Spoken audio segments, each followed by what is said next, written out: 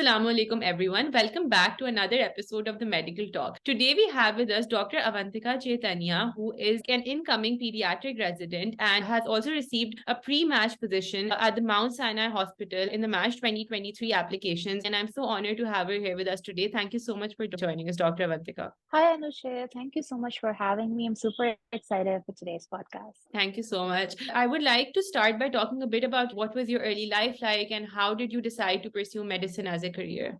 Sounds good. So I'm from India. I'm from the southern part of India. So I did my medical schooling at Karnataka Institute of Medical Sciences. Um, Growing up, I really didn't know if I wanted to be a doctor. Always like considering it, but I was never sure of it. I think one of the reasons this field really appealed to me was because my dad's a pediatrician, and growing up and watching him and seeing the way he interacts with patients, that was genuinely something that inspired me when I was growing up. When I was in my 12th grade, my granddad passed away due to idiopathic pulmonary fibrosis. And I think that was another very strong reason why I chose to go into medicine. Because at 18 years or at 17 years, it was very hard for me to kind of understand that a disease had no cause, like it was idiopathic, and it also had no cure. So it also made me understand there's so much to do in the world of medicine. And I really wanted to give it my best shot and try my best to help any patients that would come along in my journey. So that was the reason why I slowly started, getting interested in medicine, and of course, watching shows like Grey's Anatomy and House during my schooling years. That really helped as well. It looked really glamorous out there, so I was like, yeah, this is fun. I really want to be a doctor. When you're talking about your match journey, you just received a pre-match position in pediatrics, and that's a very inspiring thing in itself. Very few people receive pre-match positions, and I'm sure that you have a stellar application and a very inspiring story that made you stand out among all of the applicants. So what was that journey like? And when did you start preparing for the match cycle and preparing for the USMLE exams? So my USMLE journey honestly started really late as compared to how normally med students start prepping in their third year or their final year of med school. So I honestly started my USMLE journey during my intern year. So until then I was not very sure if I wanted to pursue a USMLE or PLAB or go down the PG route in India. So I was still considering my options. I think what really made me fixate on it is I did 1 month of clinical experience in 2019, and I just did it for 1 month in pediatrics in the US. It was a clerkship, and when I went there, and I really started liking how how pediatrics is practiced there and how they really value the evidence-based medicine and preventative medicine, especially in children. And I feel like I felt like, okay, you know what, this is the right fit for me, and I feel like I'd want to practice here. So when I came back, I started my journey, and even though a lot of people would say that yes, it was really late and I should have started it earlier on, I didn't feel like it made too much of an impact. When I started my journey, and that was in 2020, that's when I registered for the USMLE, and I gave my step one, I think, in October of 2020, and I took my step two in October of 2021, and I also graduated in 2021. So I made sure to get my clerkships done before I graduated, and I also took my step three in May of 2022. I was actually supposed to apply in 2021 in that math cycle of 2021 and 2022, but I wasn't able to because of COVID, and the country was almost shut down. The exam centers were shut down, so it was really hard for me to get dates. So I pushed back my application. I took my step three. I also did some more observerships in peds, and I finally applied in September 22. So that's been my math journey so far, and it ended pretty quickly, to be honest. It was supposed to go until March, but I got my pre-match offer in November. It was a very, very short math journey, and I'm very thankful for that. But yeah, it was very short and sweet. You mentioned that you decided very late. Nowadays, there has been a lot of discussion regarding how the year of graduation matters a lot for program directors. So did you feel that pressure of applying late, and did you have that fear that it might impact your application? So honestly, your year of graduation matters only if you're graduated and you are applying after 3 years. So when there's a 3 year gap or more, usually it's 3 to 5. So sometimes they say it's 5 years, sometimes they say it's 3 years. But it depends from program to program. Some programs don't really have a filter for year of graduation. So even if you're an older graduate and you've graduated 10 years ago, they're still okay with it because they actually value the experience that you gained as a practitioner rather than your year of graduation. But that being said, I think if you do apply within 3 years of graduating, it's definitely a bonus because you'll definitely not cross. I mean, you'll not have a problem crossing any of the filters in the in the residency programs. So for me, since I graduated in 2021 and I applied in 2022, it was just a 1 year grad gap.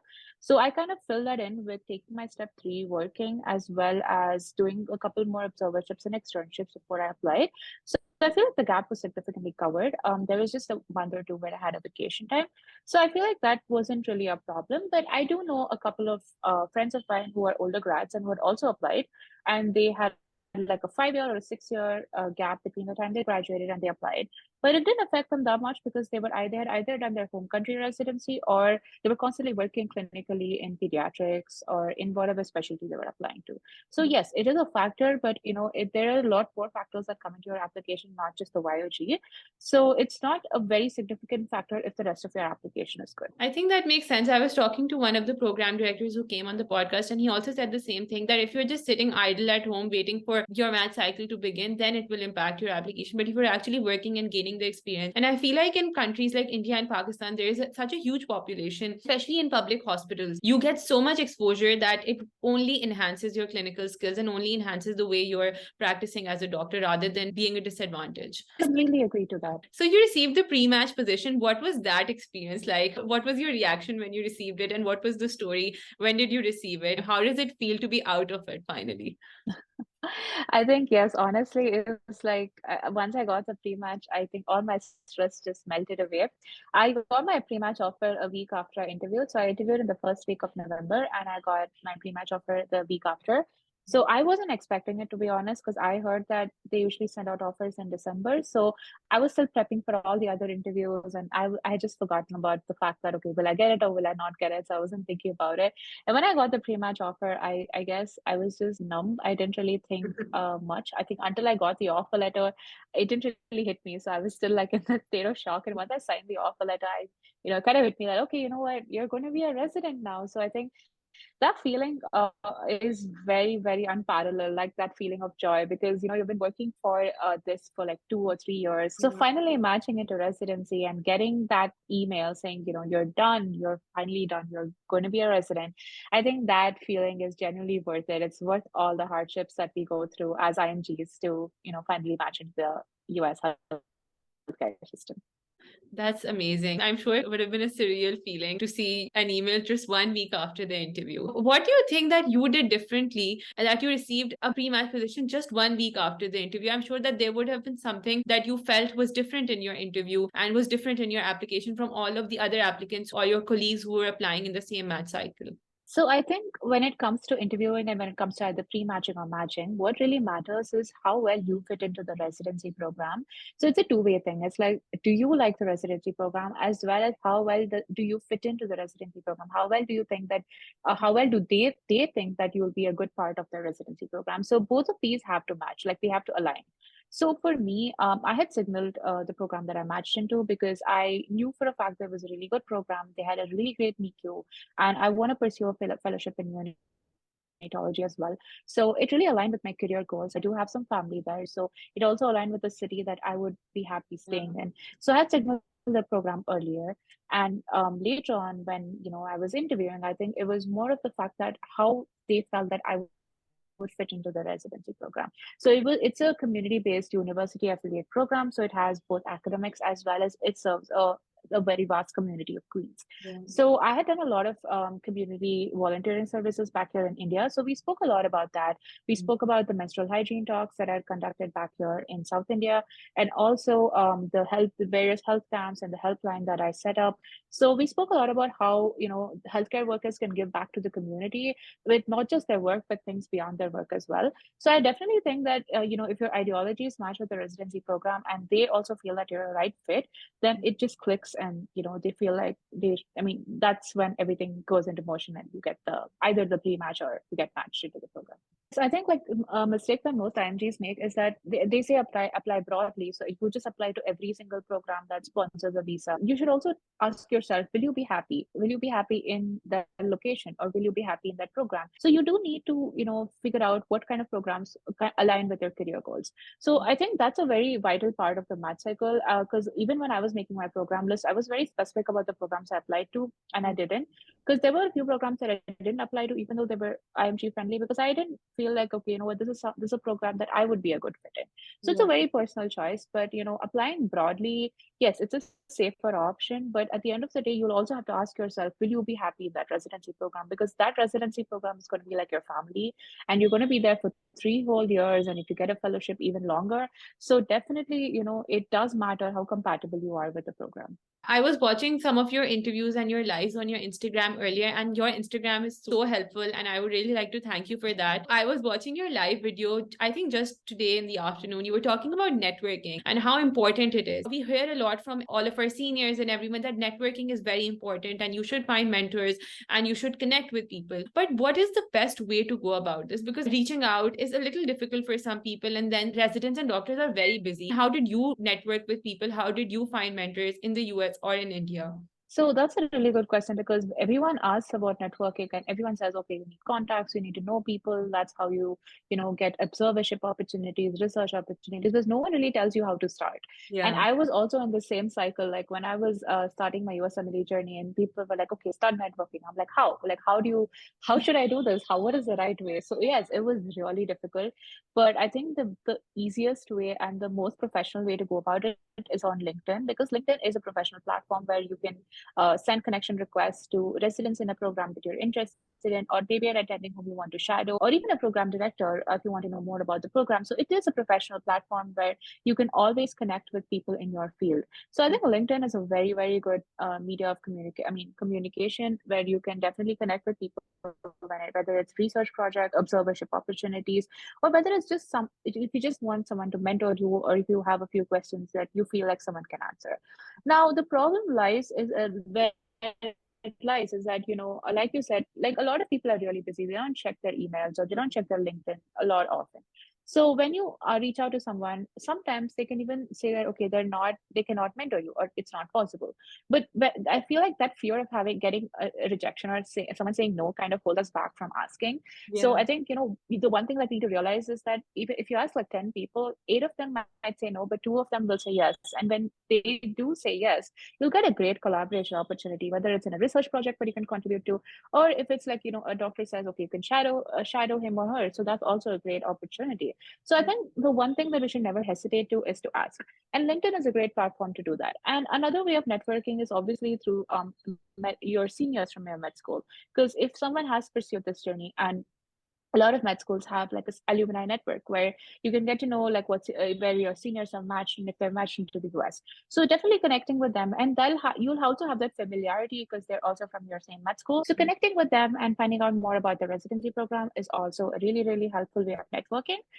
You'll also network with a lot of other people who are on the USMLE journey, the same journey as you, when you go for your clerkships or your observerships or externships, no matter what. But when you're in the US and you're working in a hospital setting, and you're rotating, sorry, not working in a hospital setting, I think at that point of time, it's really easy to get to know more people because you're right there. Last way that I feel, which is very important as medical students, which can help us get mentors, is by joining organizations, like joining the AMA, the AAP, the AAN, the AAFP. So there are so many organizations like for each specialty.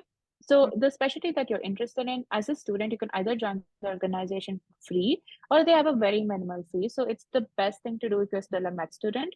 So most of these organizations, they have a mentorship program where you can like talk to a mentor in the United States, and whoever is signed up for the mentorship program, they are willing to mentor. So it's much easier and it's much more clearer than reaching out to someone on LinkedIn. So that's also a really nice opportunity to get a mentor and find someone who's already in the United States, who's in the US healthcare system, who can guide you through the process.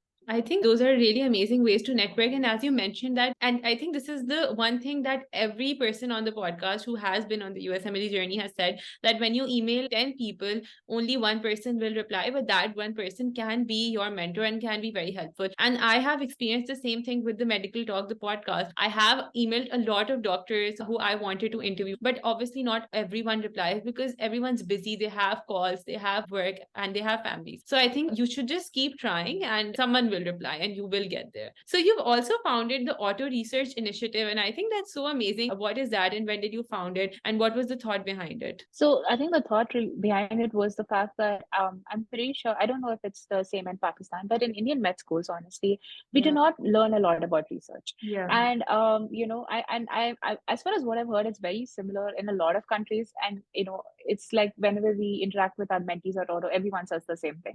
So I think we do not have a research-based curriculum, right? And when you start going down the USMLE pathway or even any other pathway, let's say even the PLAB or the UK, there is a certain aspect of your CV that you need to have like some research background while applying. Like you either have to have papers, you have to have presentations, and when all these things come to you, and then you're like, okay, so where do I start from? Like I haven't been taught how to write a paper. Like I don't know how to conduct a study, like because we do not have that research curriculum oriented.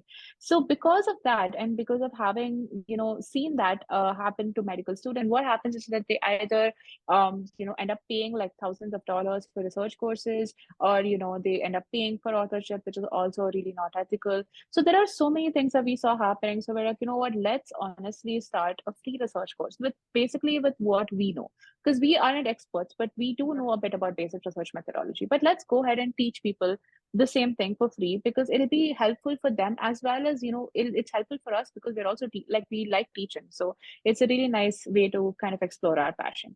So that's where Otto started. It was the two of us. It's just been two of us so far, and I think we've mentored around 200 international medical graduates and students as of now, and almost. I think, yeah, everyone who has been with us has published a paper. So I think that genuinely, seeing them publish and seeing them becoming like published authors, that really made us feel super happy. That's such an amazing thing, and especially that it's free of cost, because in the current economic situation, it is very difficult for students to pay the thousands of rupees or thousands of dollars for research courses that can be taught by doctors for free. And it's the same situation in Pakistan as well as India. We don't get taught research methodology in class. Even if we do, it's not very practical. It's just the basics and the terminologies and the definitions. So when you're going to write a paper, when you're there to write a paper, it's very difficult to learn the analysis, especially papers that involve analysis. So I think that's such a great initiative. What's the thought behind the name, the Otto Research Initiative? It's a very different name. Oh, so honestly, both of us like otters, and we feel like like an otter is a really hardworking, animal. So I think like we wanted to have a logo, and we got the logo. We made a logo of an otter. So we're like, okay, let's call it Otto. So that's where it started. It honestly, we didn't give a lot of thought behind the name, because when we started off, we didn't even have a website. We just like posted on like a Facebook group saying we want to teach people for free. So whoever is interested, sign up and we can start teaching. So it started off really small. So at that point of time, like we were like, okay, let's just get going. Let's see if anyone really wants to join and get taught. Like we didn't really know what our audience would be like. So once it started, it kind of spiraled all the way through. And now like then we started building a website and a LinkedIn page and so on. So initially, yeah, it was just a very small organization. That's a very interesting name. I think it has a personal element to it as well, so it's different. What was your research experience like, and when did you get into research, and what were some of the difficulties you faced along that journey? It's very difficult, especially approaching doctors and then learning the analysis. Even if you do it on one paper, when you move on to the other paper, there's a different analysis that's involved. So what was your journey like? So honestly, my journey was very similar to what you just mentioned, about the fact that it was very difficult for me to get research experience in medical school. I did apply for an ICMR, Indian Council of Medical Research project grant. I wasn't able to get the grant, but I still worked on the project. So I did have a very, very brief background into research, but I think most of my knowledge came while I started my USMLE journey in my intern year, because that's when I actually started focusing on what I should do for my research, the research part of my CV. So that being said, I think as med students, as IMGs, it's really hard to have like a basis of research while you're in med school. That's the piece of advice that I give to everyone who's still a med student. I say, like, always start early, like always approach professors in your med school, ask them if you can contribute to their projects, ask them if you can write up case reports. Like start small, but start early, because it's always beneficial to have that knowledge.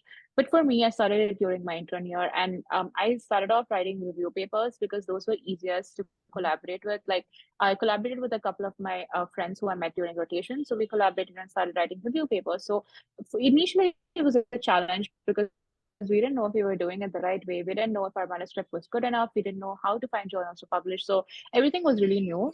But I feel like, going through that experience and learning it firsthand and learning it while doing it was much easier than probably learning it off of like a course material or watching a YouTube video.